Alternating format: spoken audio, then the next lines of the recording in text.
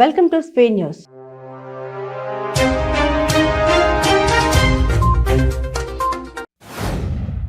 Hyderabad tank bund పైన పింగళి వెంకయ్య విగ్రహం ముందు దీక్షకు పూనుకున్నారు మాజీ ఎంపీ హనుమంతరావు. స్వతంత్ర వజ్రోత్సవాల సందర్భంగా జాతీయ పతాక రూపశిల్పి పింగళి వెంకయ్యను రాష్ట్ర ప్రభుత్వం అవమానపరిచిందని ఆగ్రహం వ్యక్తం చేశారు విహెచ్. ఏలూరు జిల్లాలో జరిగిన గుప్త నిధుల తవ్వకాలు కలకలం సృష్టించాయి. నూజివీడు మండలం గొల్లపల్లి గ్రామంలో ఏకంగా ఓ ఇంట్లోనే గుప్త నిధుల కోసం తవ్వకాలు జరపడం భయాందోళనకు రేపింది. ఊరు మధ్యలో వేదాద్రి శ్రీనివాస్ ఇంట్లో జరిపిన ఈ తవ్వకాలు గ్రామంలో టెన్షన్ పుట్టించాయి. తన ఇంట్లో నిధి నిక్షేపాలు ఉన్నాయంటూ తవ్వకాలు జరిపించాడు వేదాద్రి శ్రీనివాసరావు. ఇంటి మధ్యలో 20 అడుగుల మేర భారీ గొయ్యి తవ్వించాడు. ఏలూరు జిల్లా లింగపాలెం మండలం బోగోలులో విషాదం నెలకొంది. జామాయిల్ కరెంట్ తొలగిస్తున్న కూరలపై పిడుగు పడింది. ఘటనలో 4 మృతి చెందగా పలువురికి తీవ్రంగా గాయాలయ్యాయి. వారిని చికిత్స నిమిత్తం ఏలూరు ప్రభుత్వ ఆసుపత్రికి తరలించారు. గాయపడిన వారిని పరీక్షించిన వైద్యులు మెరుగైన చికిత్స కోసం విజయవాడ ప్రభుత్వ ఆసుపత్రికి తరలించారు. జామాయిల్ తోటలో కూలి పనికి 30 మంది వచ్చారు. వారిలో 7 మంది పిడుగుపాటుకు గురయ్యారు. స్వయంభూ శ్రీ వరసిద్ధి వినాయక స్వామి వారి దేవస్థానం మహాకుంభాభిషేకంలో భాగంగా ఈరోజు మొదటి రోజు సాయంత్రం శివాలయం నుండి పూజా సామగ్రితో ఆలయంలోకి తీసుకొచ్చి గోపూజ, వేద స్వస్తి, గణపతి పూజ, రక్షాబంధనం, వాస్తు శాంతి, అంకురార్పణ, అఖండ దీపారాధన పూజలను నిర్వహించడం జరిగింది. Tirupati veterinary college main building దగ్గర రాత్రి 3 గంటల ప్రాంతంలో కుక్కల మీద చిరుతపులి దాడి చేసింది. సీసీ కెమెరాలో రికార్డైన దృశ్యాలను చూసి అధికారులు ఫారెస్ట్ సిబ్బందికి సమాచారం అందించారు. పార్వతీపురం మన్యం జిల్లా కుమరాడ మండలం కొత్త కలికోట గ్రామంలో హృదయ విదాకర ఘటన చోటు చేసుకుంది. తమ గ్రామంలో మృతి చెందిన వృద్ధురాలి మృతదేహాన్ని శ్మశానానికి తరలిస్తుండగా అడ్డుకున్న పాత కలికోట గ్రామస్తులు కొత్త కలికోట గ్రామ శ్మశాన వాటికలో నాగవలి వరద నీరు చేరడంతో పాత కలికోట మృతదేహాన్ని తరలించారు. మృతురాలి బంధువులు, గ్రామస్తులు తమ గ్రామంలో దహన సంస్కారాలు చేసేందుకు వీల్లేదంటూ అడ్డుకున్నారు. పాత కలికోట గ్రామస్తులు ఇరు గ్రామాల మధ్య ఉద్రిక్త పరిస్థితి నెలకొనడంతో అధికారుల చొరవతో వివాదం సద్దుమణిగింది. తూర్పుగోదావరి జిల్లా కొవ్వూరు గోదావరి మాత విగ్రహం వద్ద మలుపులో ఆడుదాటి రాణి అనే 10 సంవత్సరాల బాలిక సైకిల్పై వెళ్తుంటే వెనుక నుండి వచ్చిన లారీ ఢీ కొట్టడంతో బాలిక అక్కడికక్కడే మృతి చెందింది. మృతి చెందిన బాలిక కుటుంబ సభ్యులను అటుగా వెళ్తున్న మంత్రి తానేటి వనిత ఆగి పరామర్శించారు. తూర్పుగోదావరి జిల్లా నల్లచెర్ల వద్ద జాతీయ రహదారిపై ప్రైవేట్ ట్రావెల్స్ కు చెందిన వోల్వో బస్ అదుపు తప్పి బోల్తా పడింది. గుంటూరు నుండి విశాఖపట్నం వెళ్తుండగా నల్లచెర్ల వద్ద రోడ్డు ప్రమాదం జరిగింది. ఘటనలో బస్సులో ప్రయాణిస్తున్న సుమారు 20 మందికి గాయాలయ్యాయి.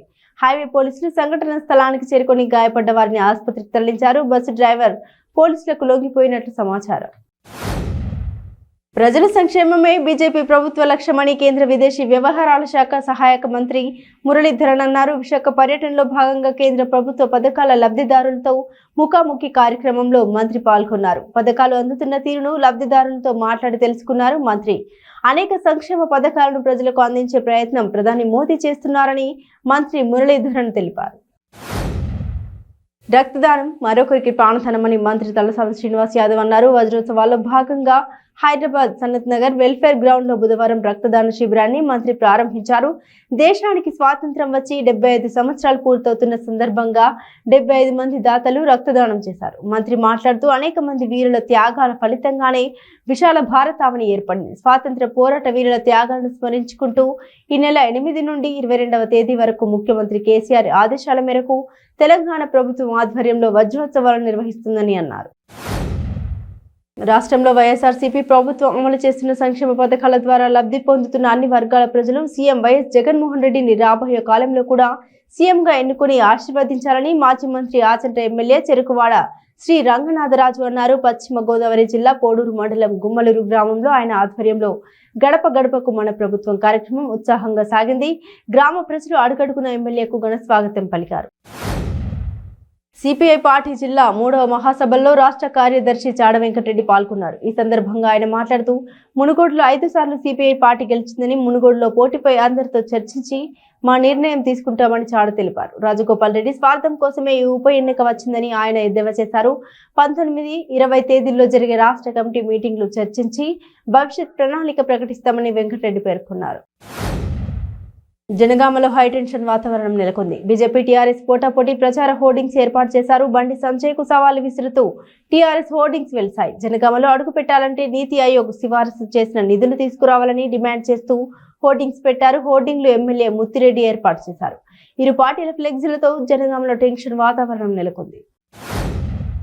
బండి సంజయ్ తలపెట్టినటువంటి ప్రజా సంగ్రామ యాత్రలో టీఆర్ఎస్ కార్యకర్తలు బీజేపీ కార్యకర్తల మీద రాళ్లతో దాడి చేయడం జరిగింది. దీంట్లో బీజేపీ కార్యకర్తలకు తీవ్రంగా గాయాలయ్యాయి.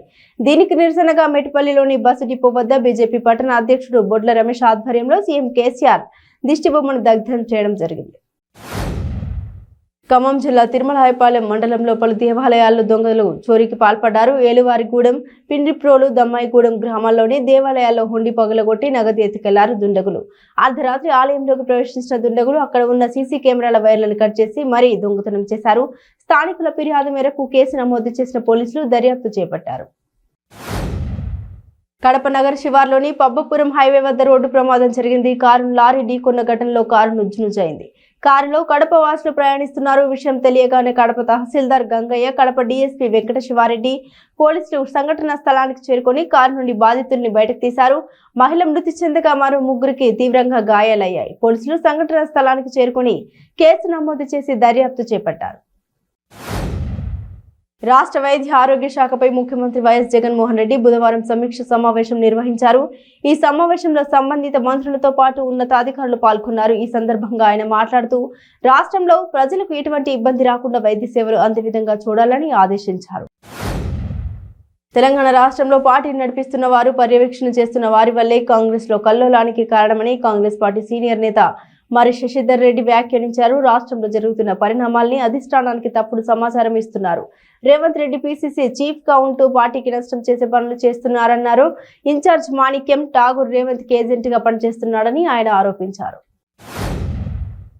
ముఖ్యమంత్రి కేసీఆర్ కు పోగళం తాపరించింది. విష్ణువర్ధన రామచంద్రారెడ్డి వారసుల్లా వ్యవహరిస్తున్నారు. ఆయన కొడుకు కేటీఆర్ ట్విట్టర్ టిల్లులా ఉన్నారు.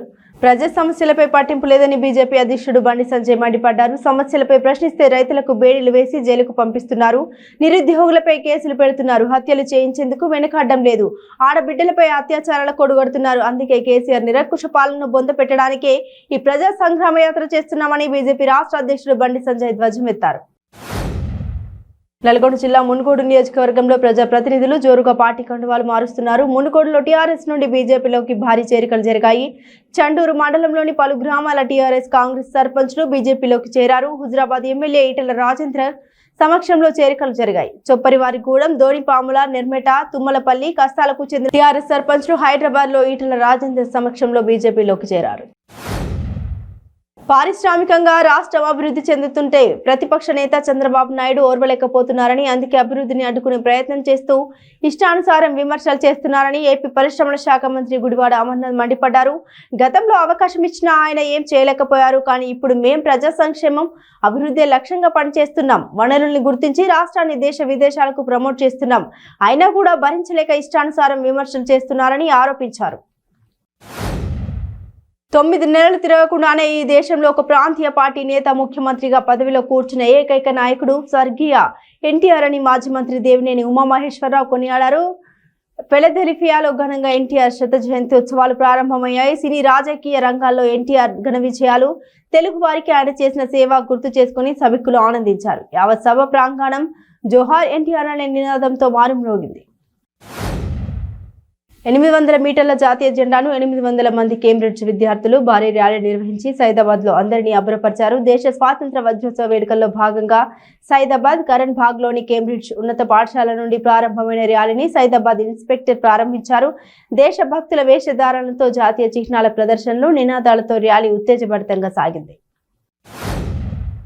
అనంతపురం జిల్లా పామిడిలో జర్నలిస్ట్ వేణుగోపాల్ ను హత్య చేసిన నిందితుల్ని కఠినంగా శిక్షించాలని డిమాండ్ చేస్తూ కదిరి వర్కింగ్ జర్నలిస్టులు పట్టణ పోలీస్ స్టేషన్లో ఎస్ఐ బసవయ్యకు వినతి పత్రాన్ని సమర్పించారు. ఈ సందర్భంగా పాత్రికేయులు మాట్లాడుతూ పామిడి విలేకరి వేణుగోపాల్ ను అత్యంత కిరాతకంగా హత్య చేయడం హేమమైన చర్య అంటూ విలేకరులు తీవ్రంగా ఖండించారు. హత్య చేసిన నిందితుల్ని కఠినంగా శిక్షించాలని, అలాగే మృతుని కుటుంబానికి 10 లక్షల నష్టపరిహారం చెల్లించాలని వర్కింగ్ జర్నలిస్టులు డిమాండ్ చేశారు.